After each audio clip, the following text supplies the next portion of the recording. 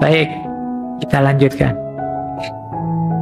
Aku tidak mau berubah.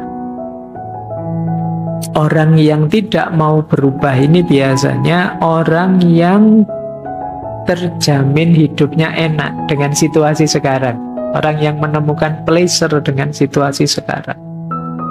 Sudah di mas sampean itu terbelenggu loh, sampean itu dijajah loh, tidak apa-apa enak kok. Ya kalau sudah kayak gini ya dia akan mau berubah sudah. Saya nyaman kok Pak dengan yang seperti ini. Ya sudah. Ini akan jadi hambatan. Cara berpikir bahwa baik-baik saja kok Pak semuanya, padahal tidak baik-baik saja. Nah, ini problem pertama. Ada problem kedua.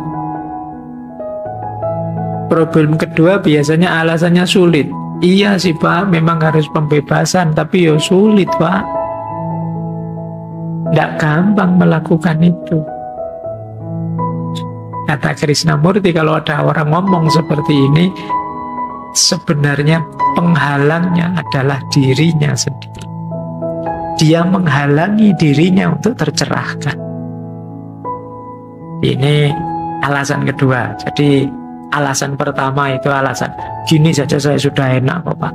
Alasan kedua, sulit Pak, ngapain susah-susah. Kita sering begitu.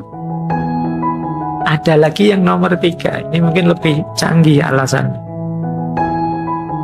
Saya tahu Pak itu penting, tapi gimana terus? Tuntun saya dong, arahkan saya dong.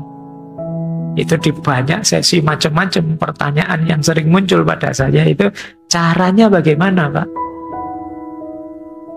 Kita tidak sadar, kita bertanya caranya bagaimana, itu sebenarnya kita sedang menjebak diri kita untuk dijajah, untuk dikuasai. Level tertinggi hubungan dengan sesama itu cinta. Terus pasti muncul pertanyaan, gimana Pak cara mencintai yang baik, yang ada itu cara. Terus kamu ingin saya jelaskan, terus saya jelaskan. Mencintai yang baik itu pertama begini loh, kedua begini loh, dan kamu terima terus kamu jalankan. Itu kamu tidak sadar, kamu sedang membelenggu dirimu sendiri.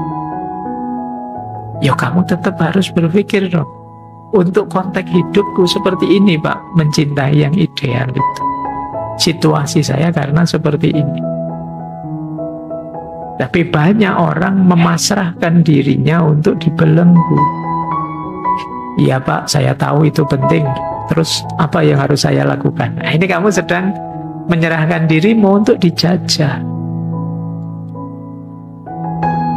Makanya Krishnamurti bilang, bila aku cukup tolol untuk memberikanmu sebuah sistem, dan bila engkau cukup tolol untuk menganutnya, maka yang akan engkau lakukan hanyalah meniru, mencontoh, menyesuaikan diri, menerima. Dan bila engkau berbuat demikian, engkau telah menanamkan otoritas orang lain dalam dirimu, sehingga terjadi pertentangan antara engkau dan otoritas itu. Ini kita selama ini banyak bermain di sini. Ada yang tidak mau berubah karena sudah nyaman, ada yang alasannya sukar, ada yang pasif, pasrah saja, ingin dituntun saja, menyerahkan dirinya untuk dijajah. Inilah penghalang dari freedom from diri kita. Wong ini perjuangan memang melawan diri kita. Jangan dikira kenyamanan itu, kalau yang pertama itu adalah simbol baik-baik saja.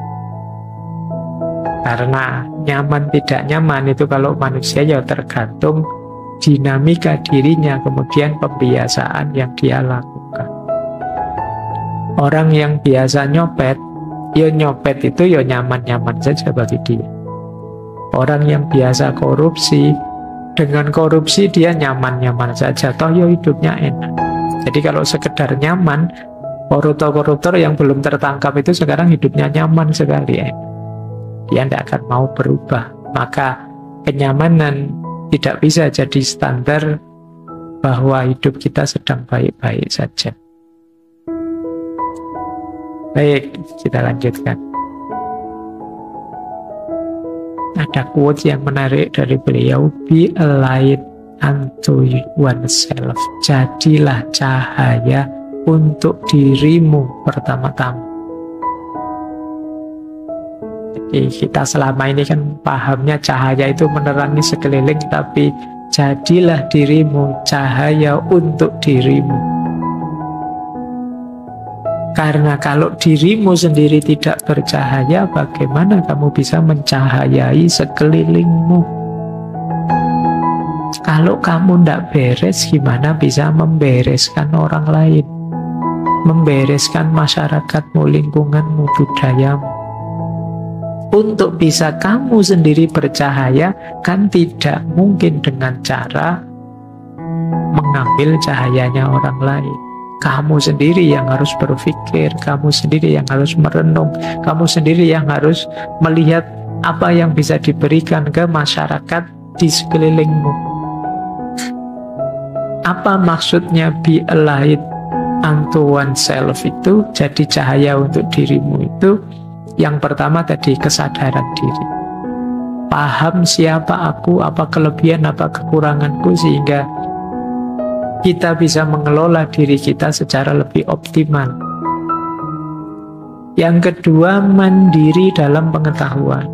Iya, kita membaca sana-sini, kita belajar tokoh ini, tokoh itu, tapi pada akhirnya kita sendiri yang memutuskan versi inilah yang saya anggap paling kuat, paling relevan, paling cocok, paling benar. Bahkan bisa gabung-gabung dari tokoh ini sedikit, tokoh itu sedikit, tidak masalah. Kita mandiri berpikirnya. Ada pertanyaan yang sulit saya jawab itu kalau ada yang tanya, Pak, dari sekian banyak filosof yang paling disukai Pak Faiz yang mana? Itu pertanyaan saya jawabnya susah, karena saya tidak bermodel terus mengidolakan satu tokoh terus segala yang dari tokoh itu saya ambil. Saya sering modelnya agak eklektik. Oh, kalau dari tokoh ini saya suka ininya, kalau dari tokoh itu saya suka itunya. Saya lebih begitu. Jadi tidak ada satu filosof yang saya idealkan sedemikian rupa terus mati-matian saya memfollow dia, tidak begitu. Rumusan eklektik ini kan berarti saya milihnya sesuai kepentinganku, sesuai sudut pandangku. Ini salah satu ilustrasi ya, kalau teman-teman ingin mandiri dalam pengetahuan. Kita jadi cahaya sendiri sekarang. Dan yang ketiga, tentu saja penerangan dari dalam. Jadi kita jadi cahaya untuk diri kita itu jangan dibayangkan cahaya dari luar yang masuk. Kita sudah cahaya sebelumnya, tinggal kita buka diri kita, kita jernihkan pikiran kita bersihkan hati kita, maka kita sudah cahaya. Akan memancar cahaya keluar dari diri kita. Kebaikan-kebaikan, kebenaran-kebenaran akan keluar dari diri kita. Itulah yang dimaksud cahaya dari dalam diri keluar. Jadi bukan mengandalkan cahaya dari luar untuk kita pantulkan lagi. Tapi kitalah hakikatnya cahaya itu untuk kita terangi sekeliling kita.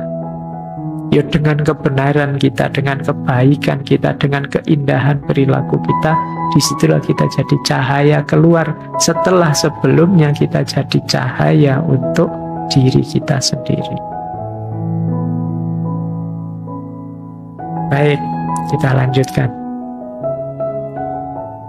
Nah, ini yang melanjutkan tadi ya. Kata beliau, seseorang yang berkata, saya ingin berubah, beritahu saya caranya, tampaknya sangat sungguh-sungguh, sangat serius, tapi sebenarnya tidak. Dia menginginkan otoritas yang diharapkannya akan membawa ketertiban dalam dirinya. Tetapi dapatkah otoritas membawa ketertiban ke dalam? Ketertiban yang dipaksakan dari luar pasti akan selalu menimbulkan kekacauan. Penyebab utama kekacauan dalam diri kita adalah mencari realitas yang dijanjikan oleh orang lain. Jadi kita mengejar ideal, yang idealnya itu milik orang lain, yang dijanjikan oleh orang lain. Itu yang membuat hidup kita kacau. Kenapa? Tidak selalu ideal di orang lain itu cocok untuk kita. Orang lain ini pekerja keras, tiap hari dia kerja mulai pagi sampai sore, maka dia mengidealkan hidup plus istirahat. Bagi dia enaknya hidup itu ya sekali-sekali ada istirahatnya. Terus kita dengar idealismenya, wah berarti hidup itu harus istirahat ya. Terus kamu ambil ideologi itu, padahal kamu selama ini hanya rebahan saja. Kamu tidak ngapa-ngapain, tiap hari ya kelesetan, lesehan, tidak ngapa-ngapain. Loh, kamu ambil ideologi istirahat tadi, tambah kacau hidupmu. Gitu loh. Ideal di dia tidak selalu ideal di kita, dalam hal apapun. Makanya kata beliau, ya perbuatan yang mengacaukan diri kita itu kita menggunakan ideal untuk orang lain, kita pakai untuk hidup kita.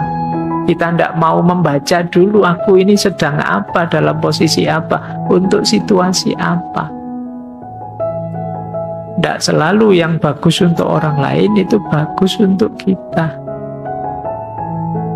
Nah, kita kan sering begitu, nonton artis bagus ya pakai baju begitu, besok kamu cari-cari beli baju begitu. Begitu dipakai, kok kebalikannya, itu kelihatannya jadi tidak sama. Kalau dipakai artisnya kok bagus, saya yang pakai kok kacau malah jadi. Ya karena dia beda dengan diri. Kayak saya punya teman itu yang zaman mahasiswa, dia ingin sekali punya brewokan, punya jenggot banyak itu. Nah, satu ketika dia beli obat itu, tapi begitu tebal sekali brewokannya, dia malah takut sendiri. Ternyata tidak sama ya, saya lihat di film-film Jiano itu bagus ya, kok saya yang pakai tidak bagus ya. Ya kamu belum mengukur dirimu sendiri dulu sebelum menerapkan yang dipakai orang lain. Jadi memang beda kita dan dia. Itulah yang selama ini sering kita lakukan. Itu masih mending orangnya sadar tidak cocok. Kadang-kadang kita itu ikut orang lain, sudah tidak cocok, tapi kita tidak sadar. Yo kayak beli baju versi artis tadi, kita tidak sadar itu tidak cocok ke kita. Pokoknya kita kemana-mana pakai bajunya artis tadi. Orang pada cekikian ketawa, kita merasa orang-orang mesti pingin baju kayak gini itu. Itu lebih tragis lagi. Baik, inilah yang digelisahkan oleh Krishnamurti.